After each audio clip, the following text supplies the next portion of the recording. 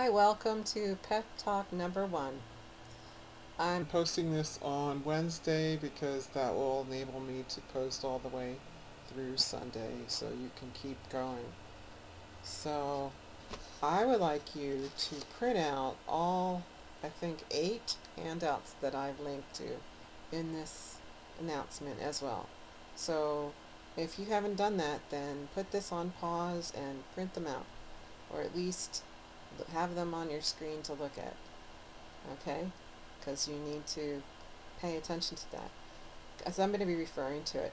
The first handout I'm going to refer to is the peer review guidelines and rubric, and I want you to pay close attention to that, particularly that you need to comment on at least 2 people's papers, preferably even more is fine. That's great. Um, and you need to comment on a couple of things. You need to mention a couple strengths, sure, but you need to mention a couple of weak points that you need to give about 2 suggestions each for those areas that are a little weak. You also need to comment on the organization of their paper. Do they need to rearrange any parts? Do certain things seem unfinished? Are some of the paragraphs kind of skimpy? Um, you also need to consider responding to people who reviewed your own paper. So that's critical, and try to do your best to keep those pretty well reviewed. Don't have a lot of errors throughout, but and don't talk necessarily like me. I mean, that's the point, is that you're another peer. Okay, so the next handout you should look at is 3 elements of a good thesis. This is really important to keep in mind, and you know, this is one thing you can address in the rubric. Does it adhere to the 3 elements of a good thesis?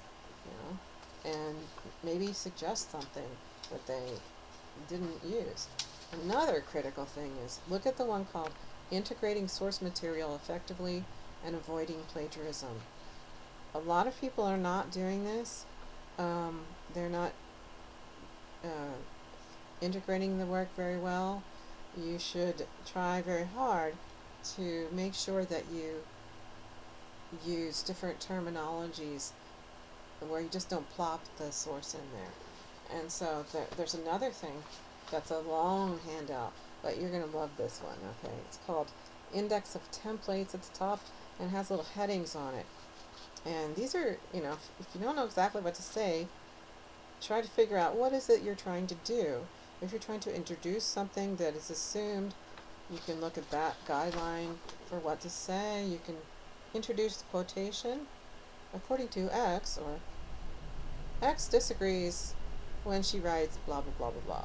Okay, this is wonderful. This is a book that is basically called They Say, I Say, the Moves That Matter in Academic Writing. It's one of the recommended um, textbooks besides the handbook that is mentioned in the Writing Center. So, and there's at the last 2 pages there's a list of transitions, so you can suggest some good ones for the other peers. Okay, so that's a real handy one. Now another one is diagram, and it says, should I quote, paraphrase, summarize? All 3 of these things require citations. Citations are not the same as quotations. Okay, and 2 more handouts are the ones with the blue border from This Everyday Writer, and they're how to cite a website. It's a diagram with little pictures.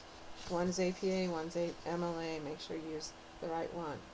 Another one is a little chart of Writing Center video links, and you should review those.